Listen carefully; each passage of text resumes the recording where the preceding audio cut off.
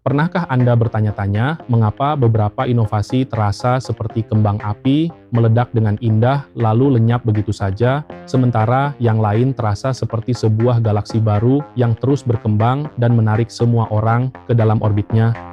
Dan apa perbedaan antara menciptakan sebuah lagu yang bagus dengan mengubah sebuah simfoni yang akan dikenang sepanjang masa? Di balik setiap revenue dan grafik yang naik, ada cerita tentang strategi, eksekusi, dan tim yang tepat. Halo semua, berjumpa kembali dengan saya di Pankara Jayaputra. Selamat datang di akhir dari bagian keempat perjalanan kita. Kita telah melakukan tur yang mendalam ke dalam panggung besar inovasi. Kita telah menjelajahi belakang panggung di mana model laba dan jaringan dirancang. Kita telah berdiri di atas panggung utama membahas penawaran produk dan sistem. Dan kita telah duduk di kursi penonton merasakan langsung revolusi pengalaman. Kita telah sepakat bahwa inovasi adalah sebuah dunia yang jauh lebih luas dan lebih kaya daripada sekadar produk baru. Hari ini kita akan menyatukan semua wawasan itu. Kita akan mengungkap sebuah prinsip yang menurut saya adalah kunci pembeda antara inovasi yang hanya bagus dengan inovasi yang benar-benar transformatif dan tak terhentikan. Prinsip itu adalah kekuatan dalam jumlah. Sebagai anak-anak, kita menyukai lagu-lagu yang sederhana, bintang kecil, naik-naik ke puncak gunung. Satu nada dalam satu waktu, irama yang stabil, melodi yang mudah diingat. Lagu-lagu ini indah dalam kesederhanaannya. Begitu pula dengan inovasi yang sederhana. Inovasi yang hanya berfokus pada satu atau dua tipe, biasanya pada kinerja produk. Perusahaan meluncurkan produk dengan fitur yang sedikit lebih baik atau desain yang sedikit lebih baru. Dan ini penting. Kegagalan untuk terus-menerus memperbaiki apa yang sudah ada adalah salah satu jalan tercepat menuju kegagalan.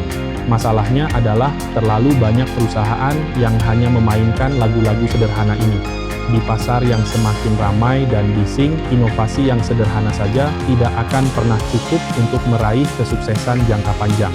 Mereka mungkin akan memberi Anda keunggulan sesaat, tapi keunggulan itu akan lenyap secepat pesaing Anda belajar menyanyikan lagu yang sama. Seiring kita bertambah dewasa, selera musik kita menjadi lebih kompleks. Kita mulai mengapresiasi harmoni, ritme yang rumit, sinkopasi, dan berbagai variasi tema. Kita mulai mencintai simfoni. Begitu pula dengan pasar yang semakin matang. Ia menuntut inovasi yang lebih canggih. Disinilah sebuah firma konsultan inovasi terkemuka, Doblin, menemukan sebuah wawasan yang mengubah permainan. Setelah menganalisis ribuan inovasi paling sukses dalam sejarah, mereka menemukan sebuah pola yang sangat jelas. Perusahaan-perusahaan rata-rata saat berinovasi cenderung hanya menggunakan satu atau dua tipe inovasi, rata-rata 1,8 tipe. Mereka hanya memainkan satu melodi, tapi para inovator terkemuka, perusahaan-perusahaan yang secara konsisten mendefinisikan ulang industri mereka bermain dengan cara yang berbeda. Mereka adalah para komposer ulung. Mereka rata-rata menggabungkan 3,6 tipe inovasi. Dan terobosan-terobosan terbesar yang paling transformatif hampir selalu melibatkan 5, 6, atau bahkan lebih tipe inovasi yang diorkestrasi dengan cermat. Inovasi yang canggih ini, seperti sebuah simfoni, tentu lebih sulit untuk diciptakan. Ia butuh waktu lebih lama, koordinasi yang lebih rumit. Tapi coba lihat sisi sebaliknya. Sekali Anda berhasil meluncurkannya, ia akan membuat pelanggan Anda terpesona dan membuat pesaing Anda kebingungan. Mereka tidak bisa hanya meniru satu bagian. Mereka tidak bisa hanya meniru suara biola saat Anda memainkan seluruh orkestra. Mari kita bedah kejeniusan dari beberapa komposer bisnis terhebat untuk melihat bagaimana mereka menerapkan prinsip kekuatan dalam jumlah ini. Contoh paling ikonik tentu saja adalah Apple. Mengapa begitu sulit untuk mengalahkan iPhone? Apakah hanya karena kinerja produknya yang luar biasa? Tentu, desainnya indah dan kameranya bagus. Tapi banyak ponsel lain yang juga punya kamera bagus. Keunggulan Apple yang sesungguhnya adalah sebuah simfoni. Mereka berinovasi pada model laba dengan App Store yang mengambil komisi dari setiap transaksi, menciptakan aliran pendapatan masif. Mereka berinovasi pada jaringan dengan membangun komunitas developer global yang menciptakan jutaan aplikasi, yang membuat platform mereka semakin berharga. Mereka berinovasi pada sistem produk dengan menciptakan ekosistem yang lengket di mana iPhone, Mac, Apple Watch, dan iCloud bekerja bersama secara mulus. Mereka berinovasi pada saluran dengan Apple Store yang ikonik, yang bukan hanya toko, tapi sebuah destinasi pengalaman. Mereka berinovasi pada merek dengan janji yang kuat tentang kreativitas dan kesederhanaan. Dan mereka berinovasi pada keterlibatan pelanggan, melalui acara seperti WWDC yang mengubah para developer menjadi duta brand yang fanatik. Lihat, ini bukan lagi tentang satu produk, ini adalah sebuah sistem benteng yang saling mengunci. Pesaing bisa saja membuat ponsel dengan baterai yang lebih tahan lama. Tapi bisakah mereka meniru seluruh simfoni ini dalam semalam? Hampir mustahil. Mari kita lihat contoh lain yang lebih membumi. Method, perusahaan pembersih rumah tangga. Bagaimana sebuah startup kecil bisa menantang raksasa-raksasa seperti Procter & Gamble. Bukan dengan membuat sabun yang sedikit lebih wangi. Mereka mengubah sebuah simfoni yang berbeda. Mereka berinovasi pada kinerja produknya dengan menciptakan formula yang tidak beracun dan ramah lingkungan. Tapi mereka tidak berhenti di situ. Mereka berinovasi pada proses dengan mengembangkan green sourcing untuk melacak dampak lingkungan dari rantai pasok mereka.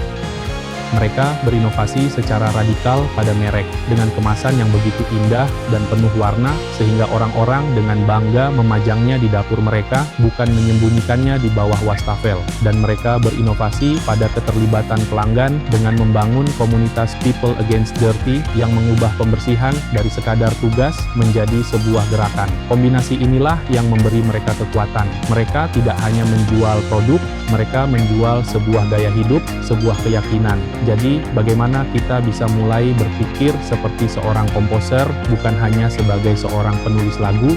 Bagaimana kita bisa secara sadar melapisi berbagai tipe inovasi untuk menciptakan terobosan yang kuat dan defensif? Ini dimulai dengan sebuah pergeseran pola pikir. Alih-alih bertanya, apa produk kita berikutnya? Kita harus mulai bertanya, bagaimana kita bisa membangun sebuah sistem nilai di sekitar peluang ini? Saya ingin berbagi sebuah kerangka kerja praktis yang bisa Anda gunakan bersama tim Anda. Saya menyebutnya latihan sang komposer. Langkah pertama, jangkar dan perluas, anchor and extend. Mulailah dengan ide inti Anda. Mungkin itu memang sebuah produk baru yang brilian.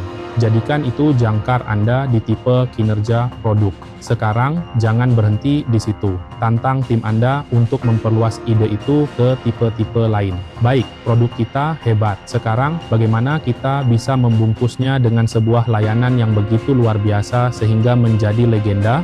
Bagaimana kita bisa mengantarkannya melalui saluran yang sama sekali baru, yang akan mengejutkan pasar?